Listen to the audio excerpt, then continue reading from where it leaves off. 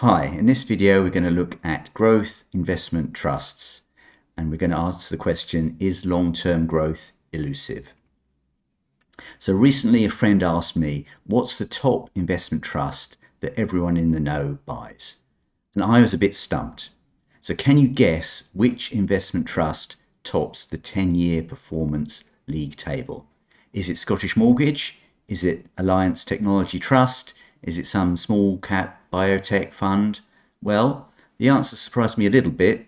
It's 3i Group with a 10-year return of 790%. And this is data from the Association of Investment Trusts website.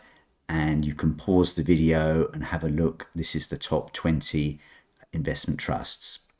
And then this one is numbers 21 to 40.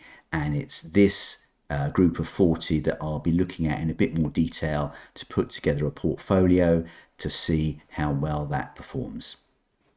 So with 3i, are you better off buying it when it's out of favour? Well, I think the answer is probably yes on that one. So the net asset value is going up here in steps. And is that really just a stairway to heaven? Have you ever produced a PowerPoint waterfall diagram and it has to say, well, this is where we are and this is where we're going to be, and it's all just amazing, isn't it? And there's only ever growth and nothing ever goes wrong. It does seem a little bit like that. People don't always trust the net asset value, whereas the share price, that is fact. And when we look at the premium discount here, a year ago it was on a premium of 25%, and it's a pretty strong argument to say, well, that's kind of overpriced. When it goes to a discount of minus 25% here, could be a bargain. It depends on the net asset value and how lagging that is as an indicator of real underlying value.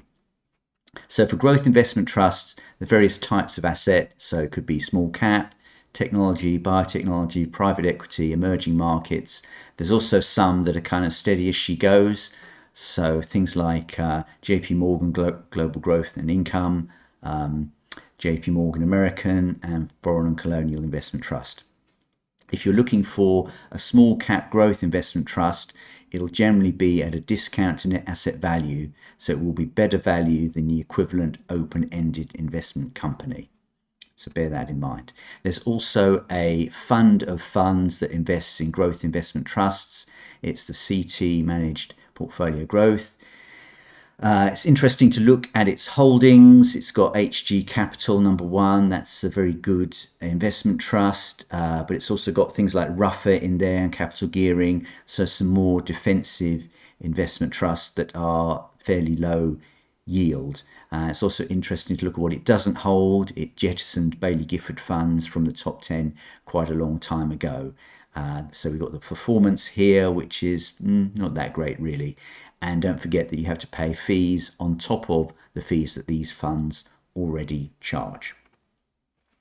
So why do growth funds run out of steam? Well, they often become too large, they're no longer nimble, they hang on to their winners, so the portfolio becomes too concentrated.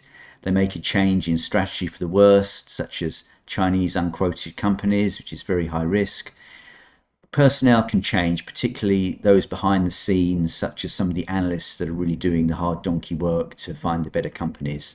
And maybe it's just the luck runs out. So with Scottish Mortgage, I mean, it's a complete Marmite fund. You only love it if you bought it over 5 years ago. So this is me doing my initial screening on the investment trusts. So I put them into my magic Google sheet. I pull out the 10-year CAGR. This is just for the share price. There's no dividends in here. Look at volatility, calculate my own Sharpe ratio, look at the maximum drawdown and how long the drawdown lasted for. And I kind of put more emphasis on this really because I think it's easier to really see what's going on. And then I've got the returns over maximum drawdown here. And I put in some past criteria for ones I'm particularly interested in. So do that, and then here's the ranking, and here's the ones that have passed. So then I can go on and look at these in a bit more depth, and this file is available via eBay. I'll put a link in the description.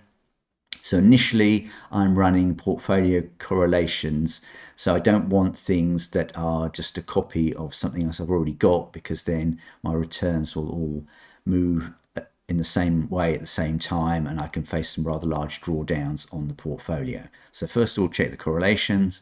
Then I again look at the Sharpe ratio and the ROMAD, this time over a shorter time frame, and then I've got the Sharpe ratio and ROMAD for the portfolio as a whole, and I can check the price against a moving average such as the 200-day one here. So now I can plot a graph of the portfolio and compare it to a developed world tracker. The advantage of the developed world tracker is that you always know day in, day out what companies it holds, whereas with the actively managed funds, they can make changes and it can take quite a while before you can catch up to see what the fund has really done. So my selection has just about beaten the tracker, but it was very close, and clearly we've got some more volatility here on the downside.